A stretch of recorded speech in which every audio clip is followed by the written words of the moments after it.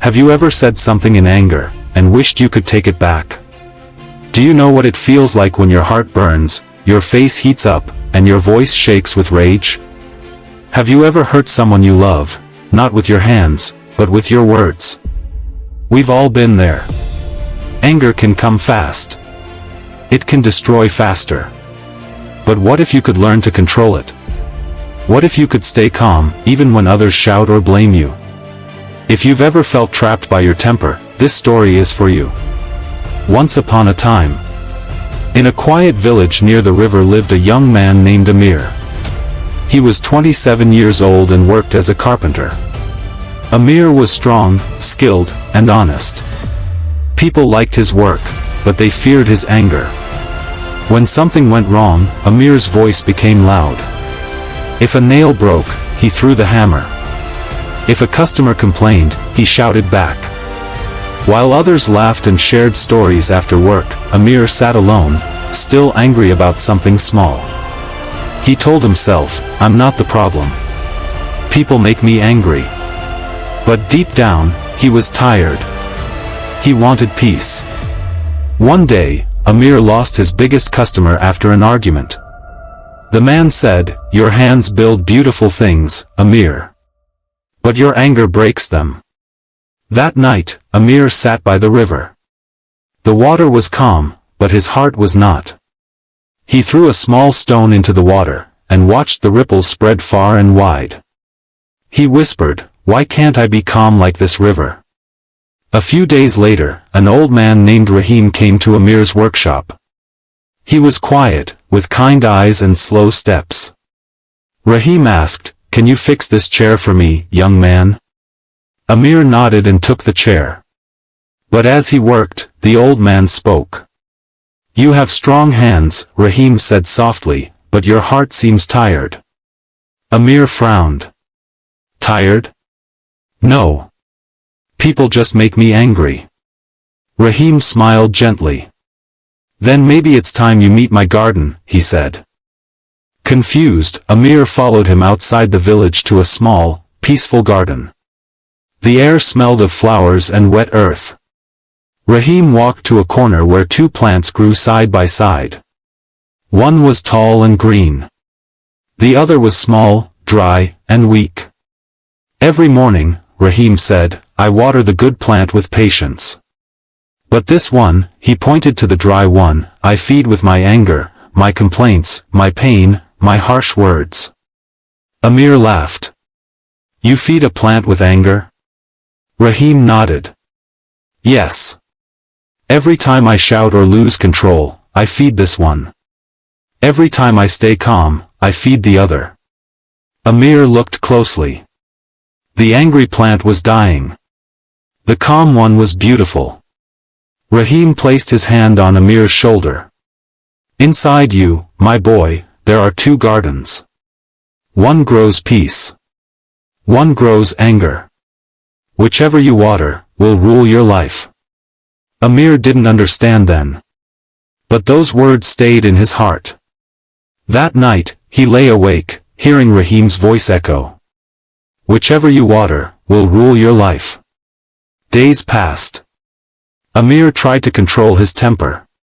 But old habits are like deep roots, hard to pull out. When his apprentice dropped a piece of wood, anger rose inside him. His chest tightened. His hands shook. But he remembered the two gardens. He closed his eyes and took a slow breath. He imagined watering the calm garden. "It's okay," he said quietly. "Mistakes happen." The apprentice looked surprised. So was Amir. It wasn't easy. The next day, he shouted again. But this time, he stopped quickly and apologized. He was learning. Rahim visited often. He taught Amir a small ritual. "Every morning," he said, "before you touch your tools, touch your heart. Ask yourself, which garden will I water today?" Weeks went by. Amir began to notice the world differently. The birds still sang, even when no one listened. The river still flowed, even when stones blocked its way. One evening, a boy came running, crying. Amir.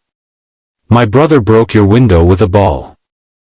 The old Amir would have shouted. But this time, Amir looked at the boy's frightened eyes and said, "Tell your brother to help me fix it tomorrow. We'll do it together." The boy smiled through his tears. That night, Amir visited Rahim's garden again. The calm plant had grown taller, greener, stronger.